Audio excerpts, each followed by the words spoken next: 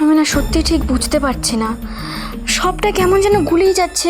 দেখো কমলি তো সাধারণ ঘরের একটা মেয়ে, দিনের পর দিন ও শ্বশুর বাড়িতে অত্যাচারিত হতো বলে। সেটা আমরা কেউই কি নিশ্চিতভাবে জানি? মানে আমি বলতে চাইছি যে আজ পর্যন্ত কমলি আমাদের যা যা বলেছে সেটা কতটা সত্যি আমরা বলতে পারবো? ও কেন মিথ্যে কথা বলবে? সবাই তোমার মতন ভালো হয় না মিনু। মানুষের নানান কারণ হতে পারে মিথ্যে কথা বলার। ও যে কোথা থেকে এসছে সেটা পর্যন্ত আমরা জানি না। ভেবে দেখেছো কখনো? বৌদি যে খুদ থেকে ওকে খুঁজে বের করেছে। না না, দিদিভাই কেন ওকে খুঁজে বের করবে? ও তো নিজে থেকে এসেছিল, আমাদের অফিসে এসেছিল কাজের খোঁজে। এইভাবে ঠিক মতন খোঁজ না করে ওকে কাজে রাখাটা আমাদের মোটেই উচিত হয়নি মিনু। কি করে বুঝবো বলো তো কার মনে কি আছে? এখন কি করব এটাই তো। এই শোনো না, আমি যদি একবার দাদাভাইকে সরাসরি জিজ্ঞেস করি, মানে যদি কিছু বলে। তোমার কি মনে হয় ও হাসতে হাসতে সব স্বীকার করে নেবে? হেসে উড়িয়ে দেবে সব? আমি তোমাদের বারবার বলেছিলাম কমলিকে এতটা বিশ্বাস করো না। তোমরা জাস্ট পাত্তাই দিলে না। আমি ওকে পছন্দ করি না বলে এইসব বলছি, এটা বলে তোমরা জাস্ট কথাটা এড়িয়ে গেলে। শোনো না, বলছি যে কাল রাতে তুমি আমাকে সব বলার পর আমি কিন্তু আজ সারাটা দিন ওর ওপর নজর রেখেছিলাম। সেরকম অস্বাভাবিক তো কিছুই দেখলাম না। দেখতে পাবেও না। ও তোমার সামনে সারাক্ষণ ভালো মেয়ে হয়ে থাকার ভান করে, আর তারপর তুমি সরে গেলে তখন ওর অরিজিনাল আইডেন্টিটিটা প্রকাশ পায়। বলছি যে তুমি কি আজ সেরকম কিছু দেখেছো? আমার মনে আছে ওই অজন্তা গুহ বলে একজন ফোন করেছিলেন। ও হ্যাঁ, তুমি তো বলেছিলে উনি নাকি তোমাকে বলেছিলেন অফিসের সামনে এসে উনি বিল্ডিংটা খুঁজে পাচ্ছেন না। ঠিক। কিন্তু জানো তো, তারপর আমি পুরনো মেসেজগুলো খুঁজে দেখছিলাম, ওই নামে কিন্তু কাউকে আমি কোনো মেসেজ পাঠাইনি। উনি তো তোমাকে বলেছিলেন আমি নাকি ওনাকে তোমার নাম্বারটা ফরওয়ার্ড করেছি। মিথ্যে, সব মিথ্যে। ওই নামের আদৌ কেউ এক্সিস্ট করে কিনা আমার ডাউট আছে। আজ আমি কয়েকটা পুরনো ফাইল ঘাঁটছিলাম, হঠাৎই কি যেন বলেছিল নামটা? অজন্তা গুহ। সেদিনের পর তো একটা ফোনও করলেন না উনি। দেখি তো আরেকবার ফোন করে।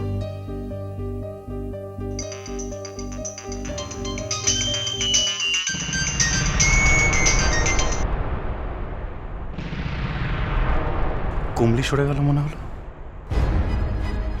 কি বলছো কি? বুঝতে পারছো তো এবার? তার মানে ফোনটা কমলির নাম্বার থেকে এসেছিল। আমার তো তাই ধারণা। কিন্তু ও এসব কেন করছে?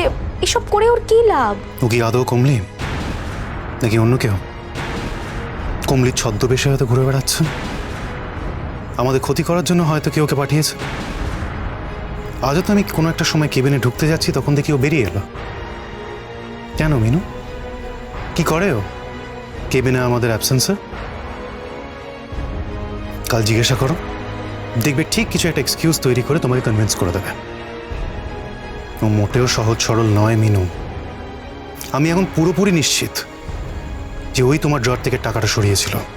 দাঁড়াও, আমার সব কিছু কেমন যেন গন্ডগোল হয়ে যাচ্ছে। আমি সত্যি কিচ্ছু বুঝতে পারছি না। কুমলি এখন যেন কিছু বুঝতে না পারে, তাহলে ও সতর্ক হয়ে যাবে। আমি বেশ বুঝতে পারছি আমাদের দুজনের মধ্যে দূরত্ব তৈরি করার জন্য ওরা বেশ ব্যস্ত হয়ে উঠেছে দুজনে। দুজনে? কারা? বাড়িতে দাদা ভাই আর অফিসে কমলি। ওদের দুজনের জন্যই তো আমাদের এত ভুল বোঝাবুঝি। তাই ওদের দুজনের মধ্যে যে একটা লিঙ্ক আছে সেটা পরিষ্কার হয়ে যাচ্ছে আমার কাছে। আর কিছুদিন গেলেই সবটা ক্লিয়ার হয়ে যাব। তার আগে আমাকে একটা কথা দেবে? কি বলো? যে যতই চেষ্টা করুক না কেন, আমরা দুজন দুজনের থেকে কেউই কখনো দূরে সরে যাব না। আমাদের মধ্যে যতই ভুল বোঝাবুঝি হোক না কেন, আমরা তা নিজেদের মধ্যে কথা বলে মিটিয়ে নেব।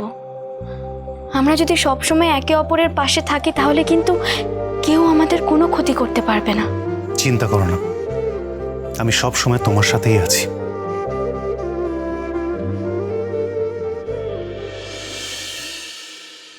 বাবু, তোকে আর কোনো কিছু চিন্তা করতে হবে না। তিথি আজ দেরিতে অফিসে যাবে, আবি স্কুলে যাবার পর দু ভাই বোন আর মারপিট হবে না। যাক, আমার কথাটা অন্তত রেখেছো তোমরা, ভালো লাগলো শুনে। তবে কি বলো তো, শীর্ষাকে যদি মিনু আগে থেকে একটু শাসন করতো তাহলে আর এই পাহারা ফেহারা ব্যাপারটা আসতো না। তুমি তো জানো যে শীর্ষা সুযোগ পেলেই আবিরকে মারে, জানো তো। আচ্ছা, তুই কেন বাচ্চাদের ব্যাপারে ঢুকছিস বলতো? ছোটরা দুষ্টুমি করবে না? তুই তো ছোটবেলায় দুষ্টুমি করতিস। যা নিজে কাজে যা। দিদি দুপুরবেলা বেরোবে, আমি ওকে খাবারটা করে দেবো। যাই গিয়ে পুজোটা সেরে নি। তোমার বৌমা অফিস যাবে? কি হবে অফিস গিয়ে মা? দৌড়ঝাঁপ করবে, কাজকর্ম করবে, নাম তো হবে সেই একটা লোকের, মৃন্ময়ী পাল। আর এখন আবার সনাতন পালের পাশাপাশি তার নাম দেখা যাচ্ছে, মৃন্ময়ী পাল। হ্যাঁ, দেখবে কয়েকদিন পর হয়তো ওই কুমোরপাড়ার মেয়েরা ওর কাছেই এসে বলছে যে আপনিই আমাদের প্রেসিডেন্ট হয়ে যান। হতেই পারে। কি হয় বলো তো, ওই খ্যাতির শীর্ষে উঠে গেলে না, তখন পেছনের রাস্তাগুলো আর দেখা যায় না, সবাই ভুলে যায়। এটাই নিয়ম মা। সহজ ব্যাপারটা না সহজ করে দেখতে শেখ বাবু, ভালো থাকবি।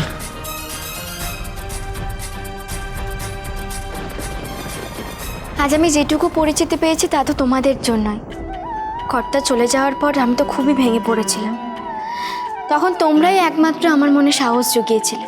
তাই আজ এই সম্মান, স্বীকৃতি সব কিছু শুধুমাত্র তোমাদেরই প্রাপ্য।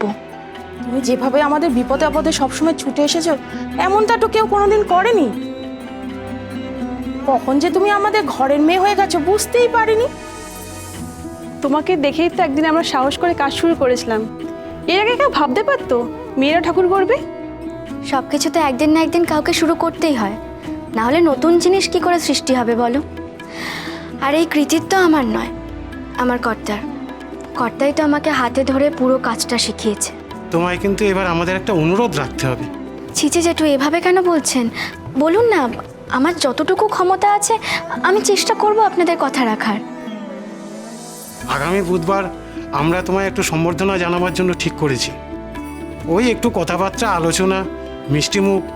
তুমি এত বড় একটা সম্মান পাচ্ছ, তাই আমাদের তরফ থেকে একটু শুভেচ্ছা জানানো, আর কি। কি যে বলছেন না, আপনি আমার থেকে কত বড়, কত কিছু শেখার আছে আমার আপনার থেকে। এক কাজ করা যাক, একদিন বরং আপনারা আমাকে কাজ শেখান আর প্রাণ ভরে আশীর্বাদ করুন। আর আমার কাছে তো সবসময় আপনাদের শুভেচ্ছা আছে। আর এসব অনুষ্ঠানের কি দরকার বলুন তো? আমি কি সত্যিই এতটা বড় হতে পেরেছি? তবে হ্যাঁ, এই মিষ্টি মুখ, আলাপ আলোচনা তো হতেই পারে, আমার কোনো আপত্তি নেই।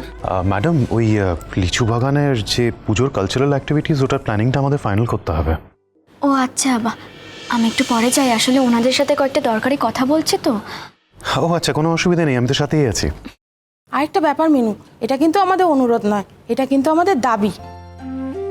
আমাদের মানে মহিলা মৃৎশিল্পীদের যে সংগঠন আছে না, তার দায়িত্ব তোমাকে নিতে হবে। এই গুরু দায়িত্ব নেওয়ার যোগ্যতা আমি এখনো অর্জন করিনি। তোমাদের মধ্যে যারা বয়সে বড়রা আছো বা যাদের অভিজ্ঞতা বেশি, তারা এই দায়িত্বটা নাও না। আমি সব সময় তোমাদের সঙ্গে আছি। সমস্যা এতটাই জটিল হয়েছে, আমরা কেউ সামাল দিতে পারছি না। তাই তোমায় বলছিলাম হাল ধরতে। যোগ্যতা সবসময় বয়স দিয়ে বিচার করা যায় না। তোমরা আমাকে বলতে পারো কি সমস্যা হয়েছে, আমি অবশ্যই চেষ্টা করব সমাধান করার। সমস্যা শুধু একটা নয়, অনেকগুলো। এই দেখো না, বায়নাদারদের অনেকেই প্রতিমার জন্য বায়না দিয়ে যায়, কিন্তু নির্দিষ্ট সময়ে আর আসে না। পরে শোনা যায় অন্য কোনো ঘর থেকে সে খুব কম দামে একই রকম দেখতে প্রতিমা নিয়ে গেছে।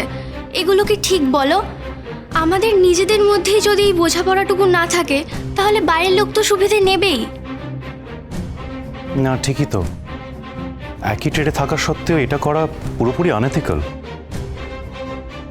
শুধু তাই নয়, ডেলিভারির সময় অনেকেই কম বেশি টাকা বাকি রাখে।